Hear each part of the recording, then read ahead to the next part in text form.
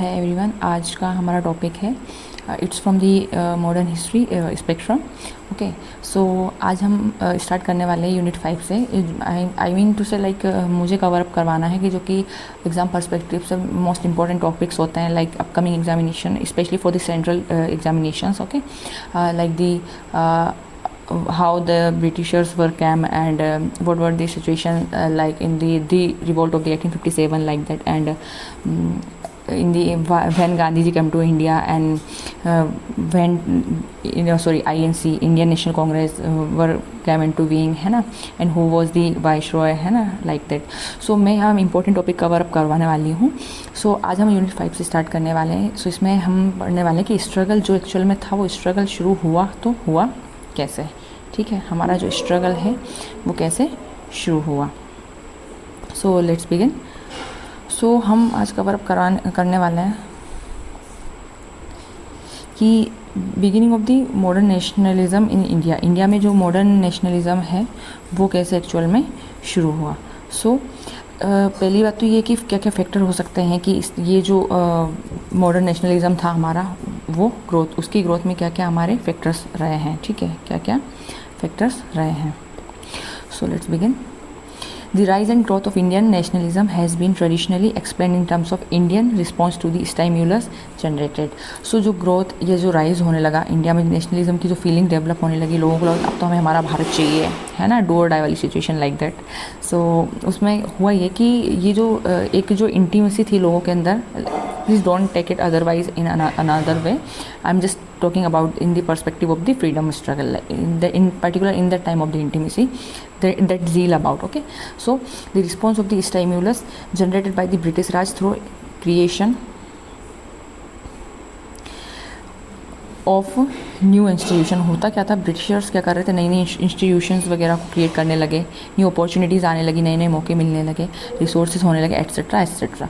ठीक है, in other words Indian nationalism grew partly as a result of the colonial policies. Colonial in the sense Britishers के बारे में बात करें, यहाँ पे एक और टर्म रहता है लाइक दी हम कॉलोनियल एंड एक इम्पेरियल वे भी, इम्पेरियल वर्ड भी है वो भी ब्रिटिशर्स के लिए ही यूज़ होता है. So policies and partly as a reaction to colonial policies. In fact it would be more correct to see Indian nationalism as a product of a mix various factors. इसमें कई सारे फैक्टर्स रहे थे उस टाइम के. ठीक है, सो फर्स्ट हमारा क्या हो सकता है, फर्स्ट है हमारा world wide upsurge of the concept of nationalism. अभी धीरे धीरे क्या हर जगह नेशनलिज्म की जो फीलिंग थी लोगों के मन में वो डेवलप होने लगी. And right of self determination, कि अब हम वो अपने आप में सेल्फ डिटरमाइंड होने लगे थे लोग. ठीक है, and initiated by the French revolution, क्योंकि जब फ्रेंच रेवोल्यूशन हुआ तो उस रेवोल्यूशन से जब उसकी जो इन्फॉर्मेशन मिली तो अदर कंट्री के पीपल्स को भी लगा कि we also can approach for our countries independence. ठीक है, next one was the Indian renaissance. Renaissance मतलब होता है किसी चीज़ का पुनर्जन्म ले लेना या पुनर्जागरण काल. ठीक है, तो उसको रेनेसा ईयर बोलते हैं.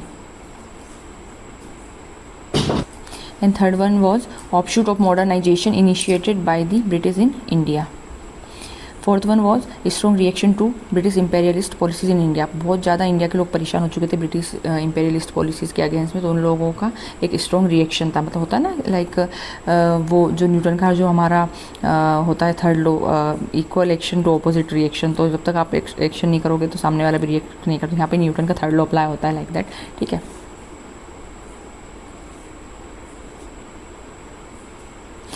Now let's see understanding of contradiction in Indian and colonial interest. People came to realize that colonial rule was the major cause of India's economic backwardness. लोग आज अच्छे से समझ रहे थे कि जो इंडिया की जो बैकवर्डनेस है, इंडिया जो कि सोने की चिड़िया कहा जाता था इन प्रीवियसली, ठीक है, before the coming of the Britishers. So ये अचानक से इकोनॉमिकली इतना पीछे क्यों हो गया, and that the interest of the Indian involve the interest of all section and classes. तो यहाँ पे अलग अलग सेक्शंस, अलग अलग क्लासेस के लोगों का इंटरेस्ट के बारे में यहाँ पे बात होने लगी.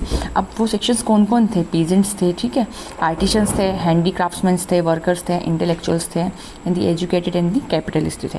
The nationalist movement arouse to take up the challenges of this contradiction. फिर जो नेशनलिस्ट मूवमेंट होने लगे नेशन वाइड, जो नेशन वाइडली जो क्या होने लगे वाइड लेवल पे, न्यू चैलेंजेस आने लगे, ठीक है। ऑफ दीज कॉन्ट्रडिक्शंस इनहेरेंटेड मतलब होता है किसी चीज़ को अडोप्ट कर लेना, किसी चीज़ को ले लेना, या किसी आइडिया को जैसे उसको अपना लेना, like that in the character and policies of the colonial rule. So colonial लोगों के पॉलिसीज़, उनके क्या क्या कैरेक्टर्स रहे हैं, क्या क्या उनके अप्रोच रहे हैं, क्योंकि हमें अच्छे से पता है ब्रिटिशर्स सबसे ज़्यादा एजुकेशन सिस्टम को और रिलीजन को, इंडिया के रिलीजन को ही डिस्ट्रैक्ट करना चाहते थे, पूरी तरह उसको डिस्ट्रॉय करना चाहते थे, क्योंकि उन्हें अच्छे से पता है कि इंडिया के लोगों की रूट्स कहीं ना कहीं इसी से ही है। सो आज के लेक्चर के लिए इतना ही। Let's we'll continue further topics in our another video. So thank you so much, do like, share and subscribe.